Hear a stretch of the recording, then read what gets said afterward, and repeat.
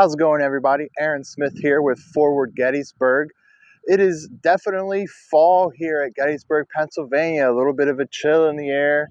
The leaves are just about to start to change colors, and it is a little bit nippy outside. I'm coming to you from Oak Ridge, right along the line here. Seminary Ridge would be behind the camera. Over here, of course, is Oak Hill. This is the Mumminsburg Road running right behind me.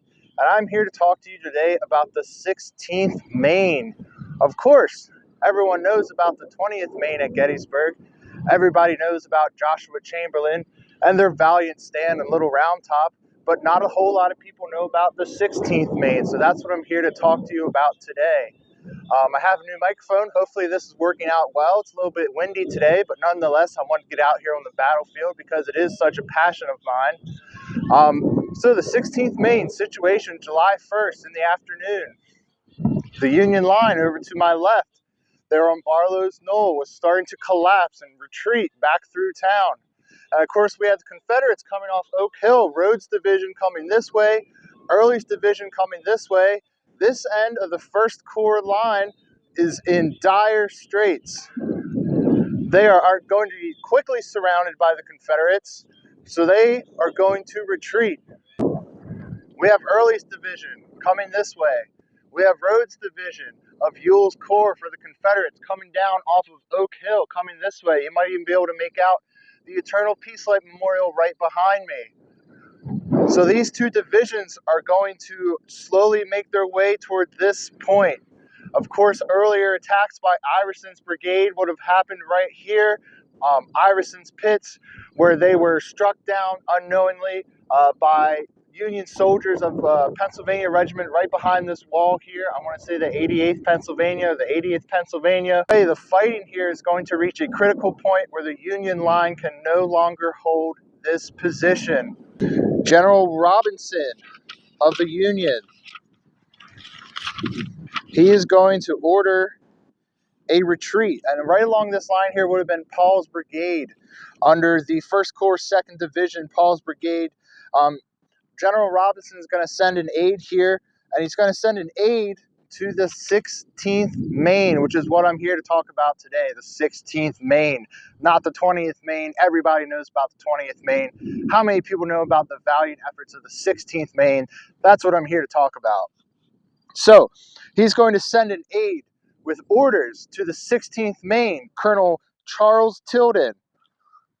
And that aide is going to give him orders to hold off the Confederate attack to allow the 1st Corps, especially Robinson's division, to retreat back to town, back to that ultimate defensive high ground of Cemetery Hill. That is the key position on this battlefield, is Cemetery Hill. And then Robinson himself is going to ride and give Colonel Charles Tilden those orders in person. And he's going to tell him to hold that position as long as there is one man left. Charles Tilden realizes what that order means. That order is an order to sacrifice his regiment of 275 Mainers from central and eastern Maine so the rest of the army can escape and fight another day. Colonel Tilden, he is going to turn to his regiment knowing that this is going to be a sacrificial stand for the Union Army, and he's going to turn to his regiment and his men, and he's going to tell them, you know what that means. Like I said earlier, we're going to have Early's division coming off from this side. They just routed the 11th Corps, Barlow's division. They're going to be coming off from this direction. The more immediate threat to the 16th Maine during their final stand here is going to be Rhodes' division. And Rhodes' division is slowly going to envelop them.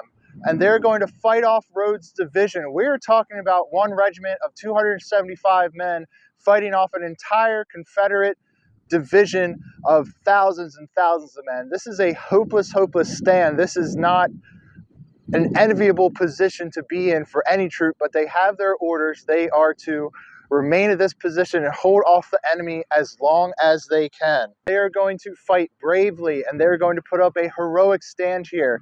And they're going to fall back into Sheets Woods and regroup and continue to hold off those Confederates. Then they're going to fall back further toward the railroad cut and regroup and continue to fight off those Confederates. A little bit about the 16th Maine. Like I said, they are men from central and southern Maine, and the eastern part of the state as well. They are hardy men. These are men that live in the great white north of Maine. They're lumberjacks, they're fishermen, they are farmers in that really inhospitable northern waste of Maine, if you will. So these are very hardy men. These are very tough men. These are very, very burly men who are making this last stand. The 16th Maine is going to be mustered in and organized on August 14th, 1862, and in Augusta. So here they are facing this impossible stand, trying to just buy precious time for the Union Army to retreat through Gettysburg back to Cemetery Hill. Now, I want to talk a little bit about how important flags are and what they would have called the colors. Colors were a symbol of pride, not only in the nation, but in the state from which you were mustered out of.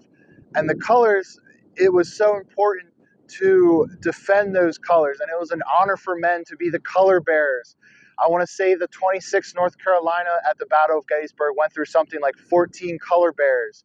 And not only was it a great honor, but in the thick of battle where there's smoke and noise, you might not be able to hear the orders or see the men around you and see what the orders are from your officers. The colors, you can always dress yourself on the colors, and you're more than likely going to be in the right spot where you're supposed to be. So not only is it an honor to be a member of the color guard and to hold that flag, hold that Maine flag, hold the stars and stripes of the American flag, but it's also an incredibly important way to communicate on the battlefield in a time before we had radios, high-tech communications. There was none of that. It was flags. Flags is how they communicated on the battlefield. So, knowing that they are either facing imminent death or imminent capture, one of the color bearers is going to turn to Colonel Tilden and ask for permission to take the colors off the flag and tear it into pieces. And the men are going to grab those colors and they're going to tear them into tiny little shreds, and they're going to pocket them. Eventually, 151 men of the 16th Maine are going to be captured, and they're going to be sent to southern prison camps. Even Colonel Tilden himself is going to be amongst those captured. And what I love about Colonel Tilden is such a great story is that he is going to be face to face with what's described as a tall skirmisher from Alabama. And the tall skirmisher from Alabama is going to say to him, "Throw down that sword or I'll blow your brains out."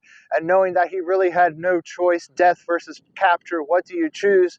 He's going to take that sword and he's going to slam it into the ground and break off the sword right at the hilt, because he didn't want them to capture that sword, in a great defiant gesture against the imminent capture of not only himself but his men as well. Tilden's actually going to be kept in the Libby prison camp down south, and he's actually going to be a part of an escape attempt down there, a successful escape attempt down there at Libby prison, where him and a group of other prisoners are actually going to tunnel out. So Colonel Charles Tilden is just a badass all around.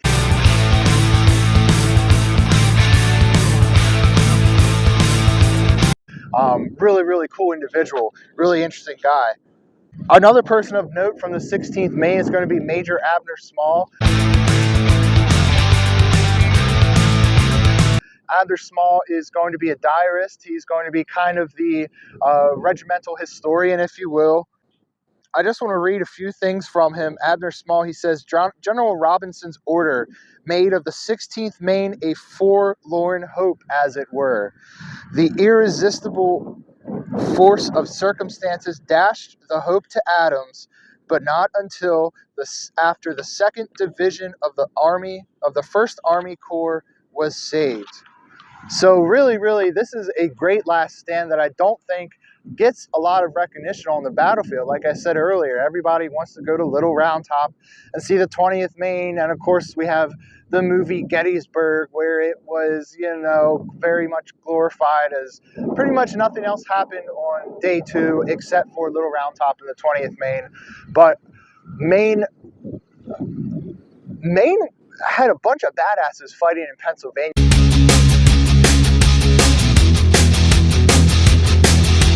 Not only do we have the 16th Maine, who knew they were going to be captured and face their fate regardless of the circumstance, but we're also going to have the 17th Maine over in the wheat field, holding off brigade after brigade of attack there in the wheat field on that stone wall on the southern edge of the wheat field, which I think would be another really cool video as well. But I wanted to talk about the 16th Maine here. Another interesting quote here from a field guide to Gettysburg 2nd edition. This is available at the bookstore, at the visitor center, also online wherever great Gettysburg books are sold. This is a awesome addition to any Gettysburg visitor. They have another quote here from Abner Small, and describing their last stand here, the 16th Maine, says, "The rebels fired upon us from all sides. They swarmed down upon us, they engulfed us, and swept away the last semblance of organization which marked us as a separate command. To fight longer was useless, was wicked. For this little battalion of heroes, hemmed in by thousands of rebels, there was no succor, no hope. Summoned to surrender, Colonel Tilden plunged his sword into the ground and broke it short off at the hilt, and directed the destruction of the colors. A rebel officer sprang to seize the flag, when the men, once more and for the last time, closed around the priceless emblems, and in a moment of fury rent the staves in twain and threw the pieces at the officer's feet. Eager hands from every direction seized the banners and tore them piece by piece beyond reclaim or recognition, but now to be held doubly dear. Today, all over Maine can be found in albums and frames and breast pocket books, gold stars and shreds of silk, cherished mementos of that heroic and awful hour."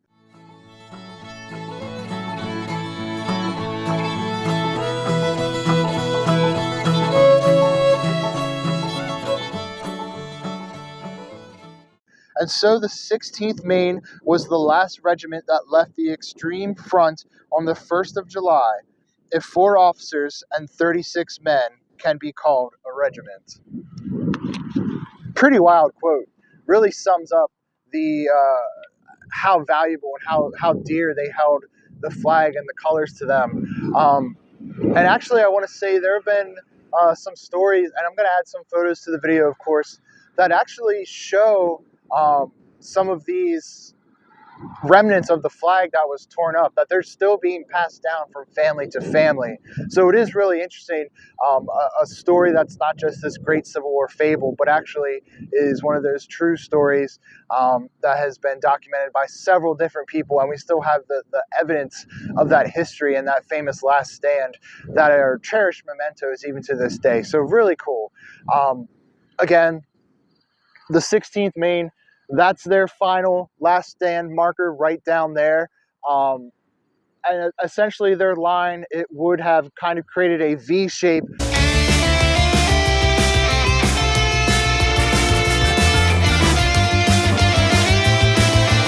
right here at the Mummasburg Road and along this stone wall here, the modern day Park Road.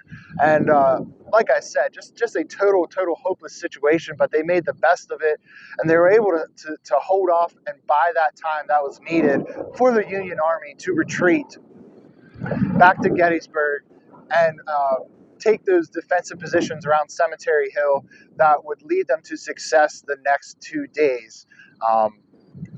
Anyway, thank you so much for joining me today as I talked about the 16th Maine here, an incredibly underrated regiment, incredibly undervisited portion of the battlefield here. This is the first day's fighting. Like I said, Oak Hill's directly behind me. As always, I'm your host, Aaron Smith for Forward Gettysburg, and I will catch you on the next one.